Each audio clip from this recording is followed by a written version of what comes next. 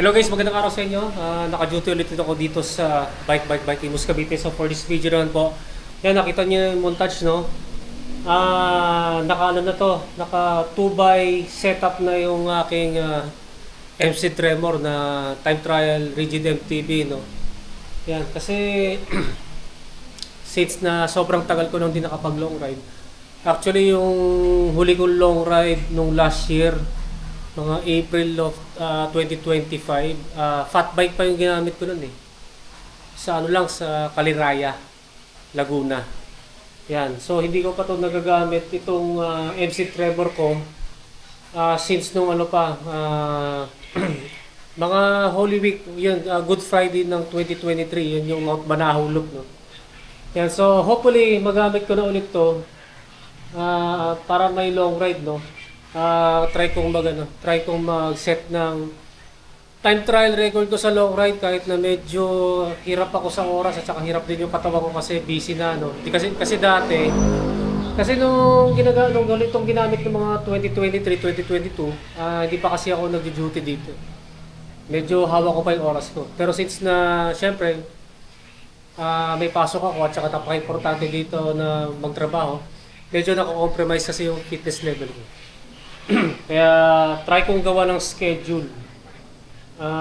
Siguro mga February o summer. Yan. So ito yan, nakahanda na yung MC Tremor ko na pang long ride. Yan, ang problema ko na lang oras.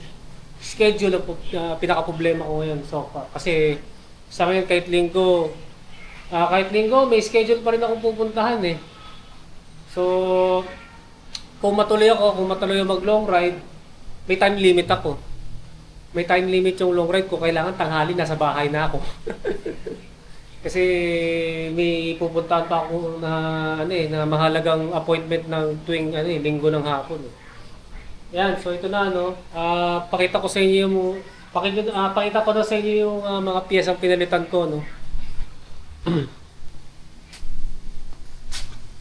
Simula tayo dito sa chain ring.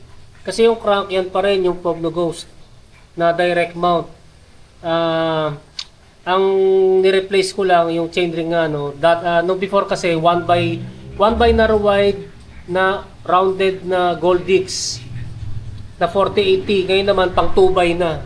So isang buong block lang to ng aluminum.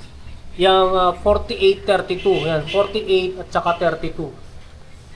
Yan 4832T. Yan, isang block lang yan na aluminum na kinarve lang, no. Kaya magana yung ganitong chain rings. Yan, chain rings na, no, kasi 2x na. Yan yung sinasabi ko sa dati kong vlog na buti na lang meron ng ganito na pang 2x na 48 na pang at least 2x, no. Sadly wala na kasing 3x. Hindi na may babalik yun. Yan, so okay na rin kasi maganda nga yung combination ng 4832.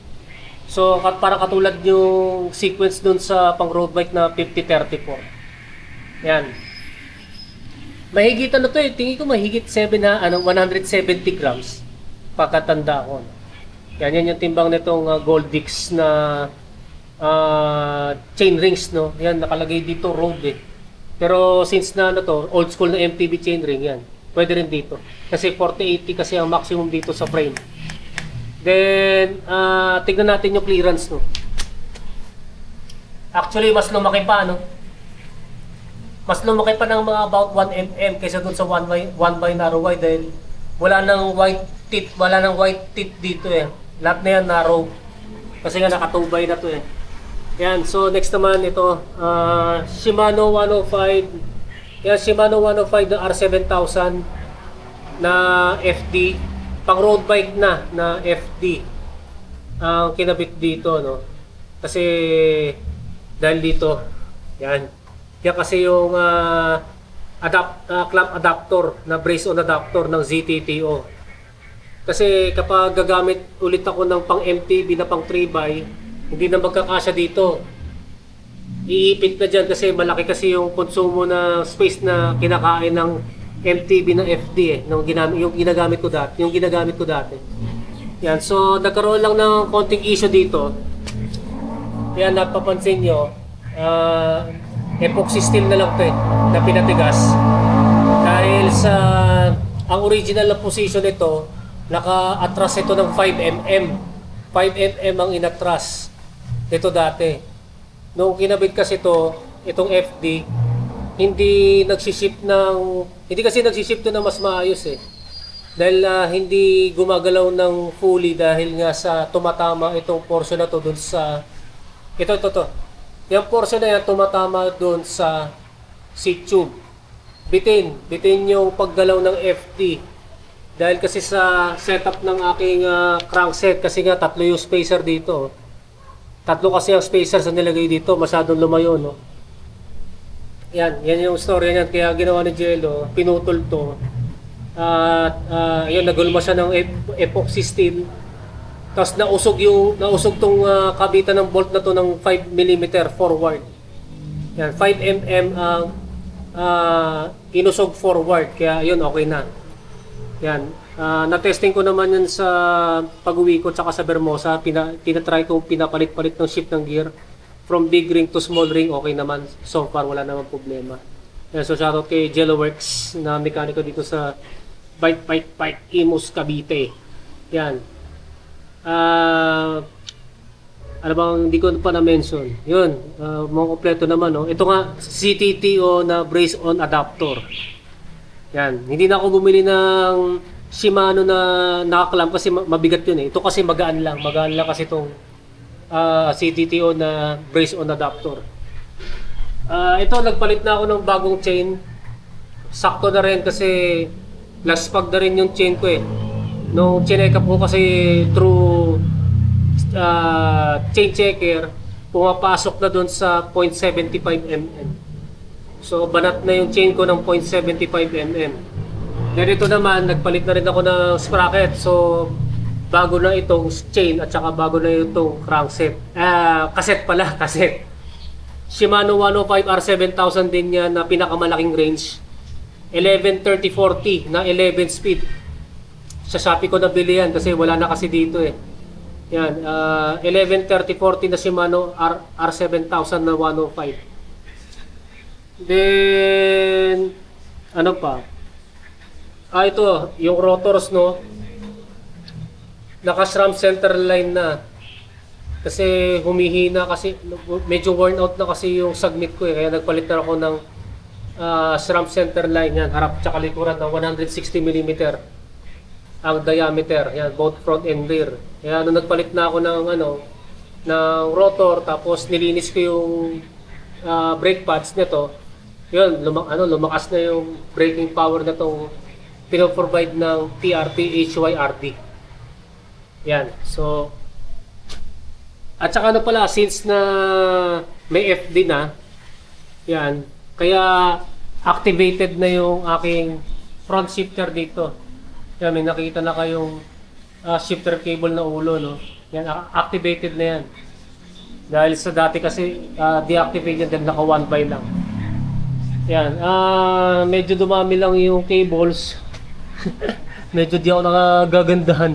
Dami, additional drag to Ito kasing frame na to, hindi pa ito designed para do sa fully internal Yan, medyo old model kasi to Yan, so yan, ito na nga, ito yung